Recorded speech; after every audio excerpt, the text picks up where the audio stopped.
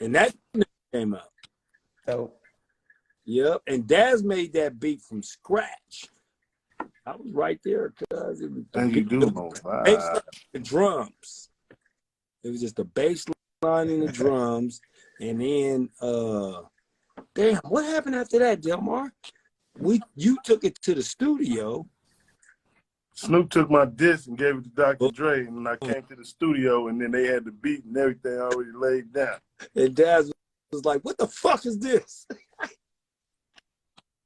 What the fuck is this, man? It's my shit." It was like, oh man. But it was all family time, so you know everything that we made, we had to present. So if you got your best shit, and you got your best song, you have to submit that song for the album. Your best shit got to be submitted. That's what happened with For All My Niggas and My Bitches. For All My Niggas and My Bitches was for Dogg Food. Yeah. We was working on our album. And then Dogg heard For All My Niggas and My Bitches. He's working on Doggy Style. And he just like, this mine's. Yeah, that's why he ain't got a verse on there. He just did the chant at the end. Because we already had it done, huh? We already had my verse, yours, my verse, Rage. Yeah. Yep. And then Dogg came and cleaned it up like whop, and it was over. And they made it onto Snoop's album. So it was like, damn, I told Daz, damn, cuz we superstars. Yeah, but back then everybody knew our voices, but they didn't know our faces. So everybody be like, yeah, them niggas hard. And we sitting right next to them like, nigga don't even know it's us. Hey, remember when Snoop when we all went to the club and he said, nigga, I'm Snoop. And they was like, you ain't no motherfucking Snoop. Yeah, Ice-T had to come out and get us. What was that when the Chronic what club was that? That was a club underneath the Beverly Center. When was that though? Was it Deep Cover or the Chronic was out? It was Deep Cover. Deep Cover. He's like, I'm Snoop Doggy Dogg. They was like, you ain't no motherfucking Snoop. Going into the Chronic, yeah. Ice-T had to come out. Oh yeah, that's Snoop. Come on. Hey, I don't think I was there. I think it was just you and Dogg in there. Yeah, that's when we had the Cherokee. Wow. Oh my mama. Yeah. But you know, 30 years, baby. Still getting paid. The Chronic is 30 years. What is Deep Cover, Dad? 31. Damn. Okay, so yeah, the year. Yeah, Daz, we was talking about healthy competition in the studio and kind of reminiscing on how young you guys actually were when the Chronic came out. Did you have, ignorance is bliss, but was there any fear going into the Chronic? Did you guys feel a lot of pressure? It was just another day. You know, I used to break in the studio. You know, I used to hotwire that motherfucker, and me and Corrupt would go in there. I used to take the elevator thing out, like screw it out, bam, and take a piece of foil and hit one thing and hit another. That motherfucker go up to the third floor. We in the studio. We're recording now. We're recording over the Whispers. We're recording over Lakeside. Babyface, anything had a real to it. Classic albums. Dad just recording over that shit. Come on, let's go. Hey, look. That's how we made Dog Food. We used to have to wake up. We have to wake up in the morning and go. It was a lot of niggas in the dog pound, so we had to wake up in the morning and we go steal breakfast. That's what we did. It was Real style. Daz and the homies, right? They would go, leave, go out to the little market. What y'all do, Daz? One nigga get the eggs, one nigga get the bacon, one nigga get the toast.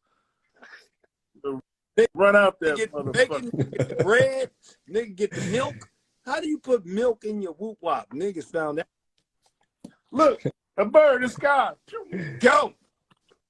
No, for real though. That's how we live on Franklin in the dog pound, because that's where we made the dog pound now. Like, man, we just all we got. And the homies that go out there, Daz and Style, and the homies, they go out there, cuz, and we steal the breakfast and cook that motherfucking shit up, eat good, and then go straight to Solo. We lived off 2 bags of weed every day. Rest in peace, I Tell Joe. Yeah, I Tell Joe had the shop right next door.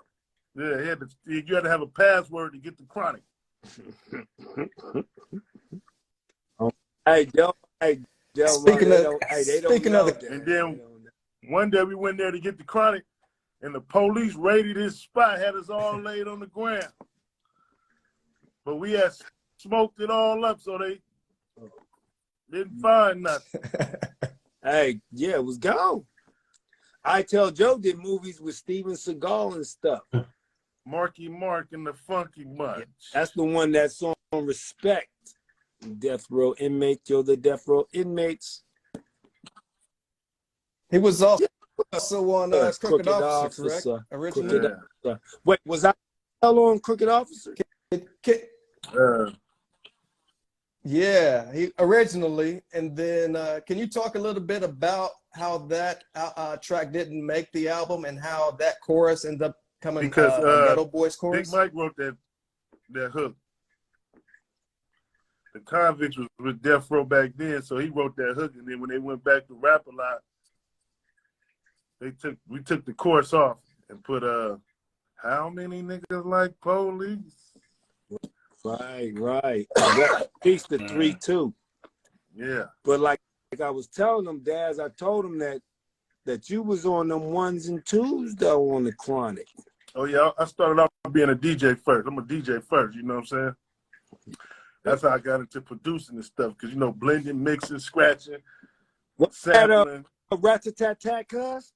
Yeah, I did rat-a-tat-tat, the beat. I programmed a lot of stuff, scratched on the whole album. Yep. I learned from Warren G and Dr. Dre, though, Yep.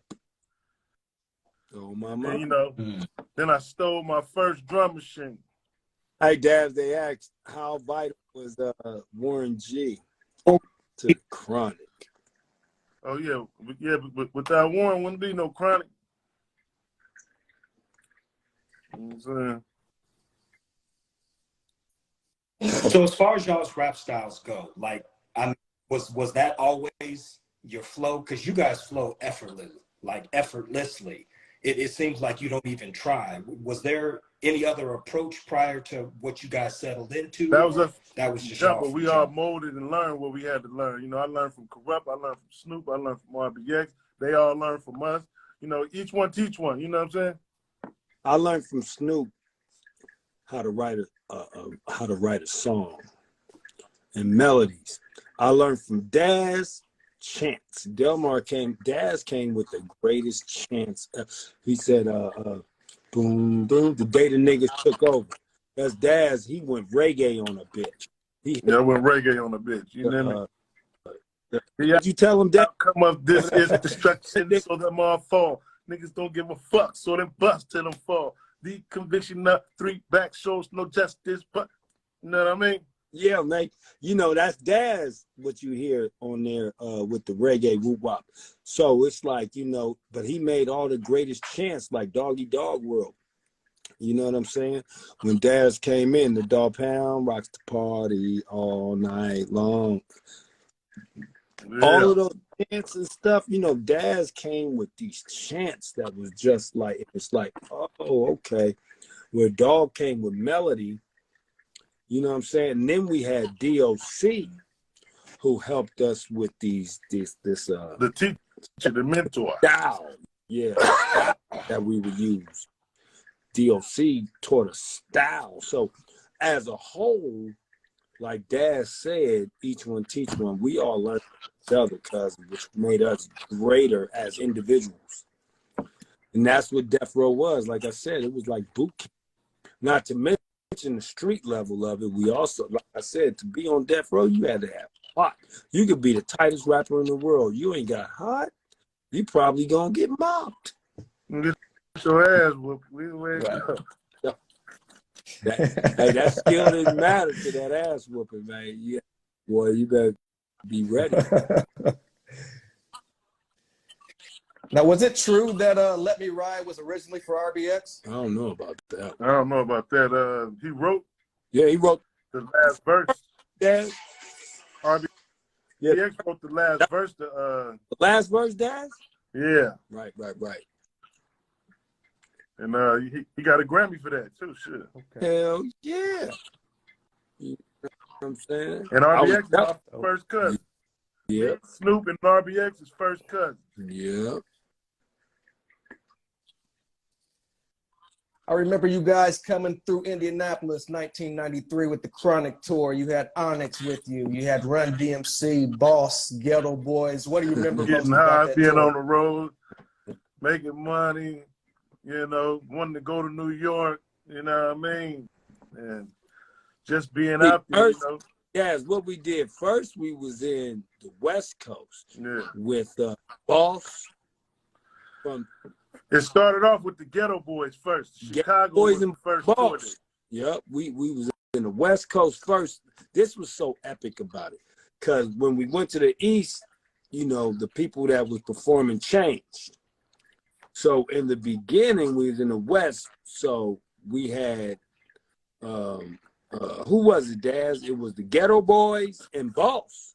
Yeah, like in different regions, different artists come out. So when we got to the West, it was the Ghetto Boys, and then we got towards the East Coast, it started being more of the Midwest was Boss, and then we got to the East Coast, it started being Onyx and Run DMC and stuff like that. That's when people didn't have social media back then. That's what we did all this shit without social media. You dig? Yeah. Now imagine if we had social media, we'd all be in jail. Well, for real. We be in jail because there was a lot going on, Kyle. But we had fun. But we was young. We was kids, man. We was enjoying our lives and making history at the same time. We didn't know we was, but it was fun. And I found out that making history is fun. So, the main thing is it's also educational. So, you make mistakes when you're young, and then you learn how to not make those mistakes again as you grow older. You know what I'm saying? Like Dad said, he had to, they taught him how to make beats, and then he had to steal his first beat machine. And then Dad would hotwire the studio elevator. So he'd be like, come on, Corrupt. That's what made it. Because every time I was good at all right the technician shit. You know what I'm saying? Like anything technical with wires and motors, with batteries and Dad shit like that. That shit's a rap. I'm the man. Man, Dad is what? And that's why I was like, he'd be like, come on, Corrupt. And I'd be like, shit, I ain't asking no questions. I'm riding. But Delmar had the program. He was like, let's go. And once that said, let's go, I'm right there. Next thing you know, we hot wiring shit. I'm just looking around. I'm the lookout. I'm going to make sure I did. Hey, he'd be like, don't worry about it. Fuck. Pow. And that motherfucker opened up. I said, damn, how you know how to do that, though? He's like, come on, nigga. And I just get in. We go upstairs, and we started making dog food. We was working on everything. We made all kinds of shit in there. We wasn't even the Dog Pound yet. We was Dad. Yeah, that nigga Dad. He was Dad. Kingpin. And then we was at a hotel, something like that. Me and Corrupt was getting high. We high as a motherfucker. That's when Chronic was just coming out. Kusha Mundo. You know what I'm saying? Ooh. We looked at the moon. We was like, damn, we're going to be the Dog Pound. We're going to be the Dog Pound. That's what we lived this way. We're going to be a group, the Dog Pound. And we was high looking at the moon. And then the next day, we did Niggas Don't Give a Fuck. And that's when we put the Dog Pound on there. Because when you look at Death Row and all that, we don't even have a contract, me and Corrupt, to be the Dog Pound. We just made that shit up. So it was never a contract stating that me and Corrupt is the Dog Pound. We just put the shit out. You know what I'm saying? He wasn't even signed as solo artist. I think Dr. Dre and Suge was on the thing like, we want to see who we want to sign. So I think, now, Daz, you can correct me if I'm incorrect, but Rage and Snoopy were signed. Yeah, they were signed first. Not. And the Chronic dropped. And they was looking to see who would be hot. Who are, how RBX came, he was dropping Snoop off at Dr. Dre's house. Yeah. And he had to get back to work because he worked at a shoe store. But he was rapping downstairs, and Dr. Dre, I don't know if he was in the bathroom taking a shit or he was doing something, but he heard RBX's voice and came out there and told him, who was that rapping? He said, yeah, that was me, but I got to go to work. Dr. Dre said, shit, I don't need you to go to work. I need you to stay here and write some rhymes. He go $3,000 right now. Motherfucker, fuck that job. It was Snoop, Rage, and RBX who Dr. Dre was concentrating on. Me and you, he was like, I'll get to that later. Yeah. When me and Dad, like, nigga, when we was looking at that high sky, Dad said, man, we gonna be Dogg Pound. We gonna whoop, wop, wop. And I was like, hell yeah. We gonna represent all the, and I was like, hell yeah. So, and then we got the 300 GS Lexus. Oh, hell, hey, look. Remember Delmar? Hey, Daz, remember when we first got him? I was following you, and then what happened? What I do? Ram in the back of your car accident? Your car, nigga. Yeah, I just hit the corner and went right to the motherfucking shop. It was over. That's it. Hey, Daz is driving, and I'm right behind him. And he stopped, and I'm looking down. Bow! Just ran into the back. We just got the cars. We just got the no license. No. And that was beautiful. No driver's license. I ain't have shit. Everything seems like really tied together, though. It's interesting that you say it was so random for you guys to come up with the group name, because obviously you got Snoop Dogg, you had Doggy Style, then you got the Dogg Pound. I think all of us on the outside looking in was just there. Yeah, after the Chronic, all of us shined. So there wasn't one of us that didn't make it. So now they all. Me and Dad signed our contract $5,000. We signed for $5,000. Snoop got $10,000. Rich. I said, man, we rich. $5,000. Back then, that was some good money. Corrupt bought a herringbone. You know, herringbone chain? Slauson swapped me. I went to the Slauson 30 days later, that motherfucker turned green. I got a herringbone. That motherfucker turned green in 2 days. That roll on the goal. Don't you know they had that roll on the goal that swapped me? They pulled that motherfucker out long. How long you want it? Got it. Herringbone. The rest of the money I spent on weed. Yeah, but we had to go on tour. We got paid, but then we had to go on tour, so we had to pay the rent. I was only left with $500 after I paid rent for the 3 months. Hey, I didn't pay no rent. I said, fuck that spot. I didn't want no credit anyway, cuz I just kept my money and spent it all on weed and fake jewelry. Cause you ain't know, I just went to the Slauson, man. Everything turned green. Dad was looking at me. He said, Corrupt. Your t-shirt green. What? What? No, you said, what happened to your neck? Cause it was on your t-shirt. If you got a fake chain and you got a white t-shirt on, we can tell if it's real jewelry or not. Hey, especially if you take a shower in your chain. You take a shower, I got the chain on, take a shower, whoop wop, boom. Man, that chain just melts. It's like acid rain. And then next thing you know, I go around Daz and them like I looking so good and sharp with my herringbone on. Like, yeah, I'm balling. What's cracking? Dad said, man, what happened to your neck? I was like, what you talking about? He took me to the mirror. I looked, my whole neck was green all around here. I said, oh. He was like, man, where you get that chain from? I took that motherfucker off, threw that motherfucker in the garbage. I went to the Slauson swapped me 2 weeks later as soon as I got another piece of cheese. They got me another chain. I said, real? They said, yeah. I put that one on. That motherfucker turned green.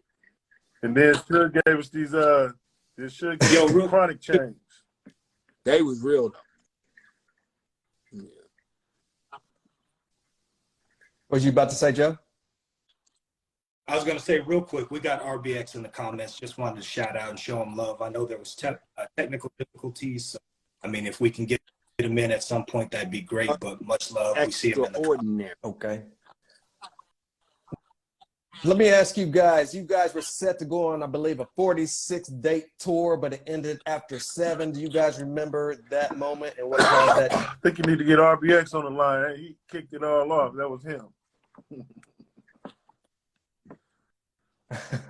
Hey, how many people can you put on this Instagram shit? 4? 4 at a time. Yep. Well, shit, I gotta go through this thing. But RBX, Who would like RBX, to get online. I'm finna get off, but get on.